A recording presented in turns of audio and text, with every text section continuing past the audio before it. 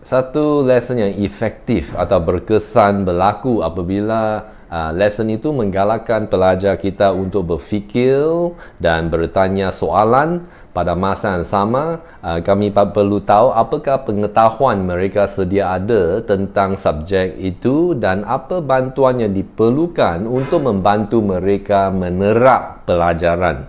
Jadi dalam video ini saya akan menyatakan 4 tip bagaimana kita boleh membuat persediaan untuk pelajaran yang lebih berkesan. Mari kita bermula.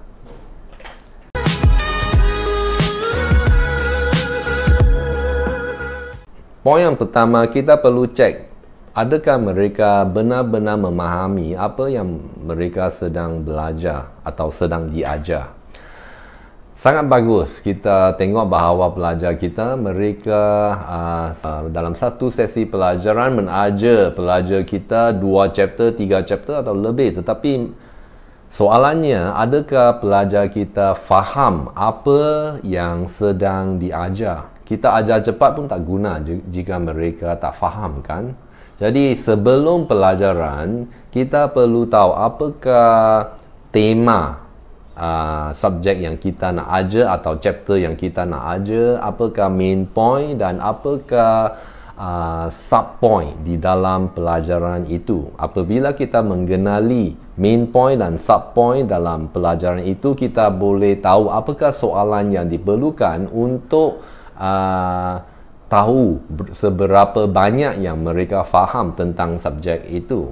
Apabila kita tanya soalan itu dan apabila murid itu menjawab daripada peringan, mungkin lebih baik untuk mereka menjawab daripada perkataan sendiri, kerana ini adalah satu cara untuk confirm bahawa mereka benar-benar faham apa yang sedang diajar.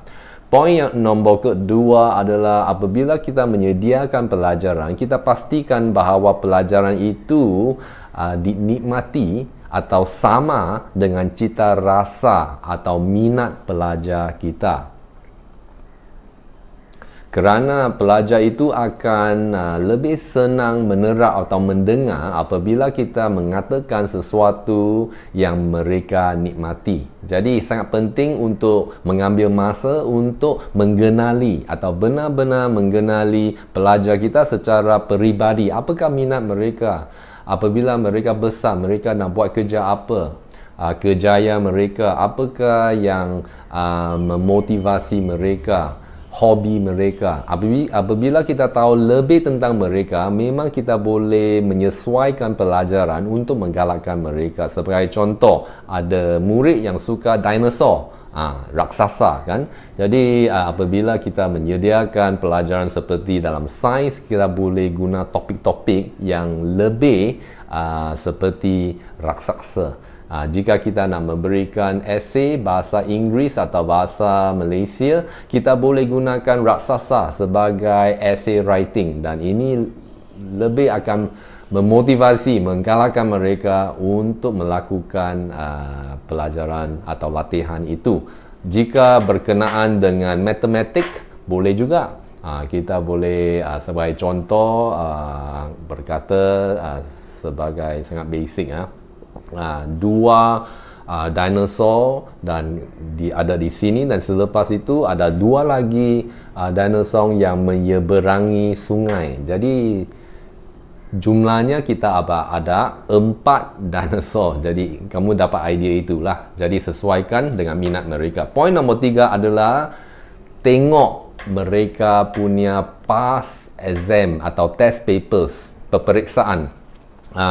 Daripada kertas peperiksaan mereka, kita akan tahu apakah kekuatan dan kelemahan mereka. Yang penting kita nak tahu apakah kelemahan mereka, dan kita boleh menggunakan lebih atau memberi lebih banyak latihan yang mereka lemah.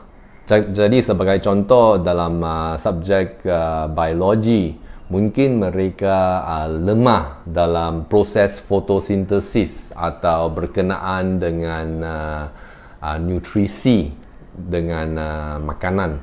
Jadi jika kita tahu itu yang mereka lemah, kita boleh sesuaikan atau memberikan lebih latihan berdasar daripada topik-topik spesifik yang ini. Jika berkenaan dengan matematik, mungkin mereka ada masalah dengan peratus atau peratusan atau pecahan atau quadratic expressions.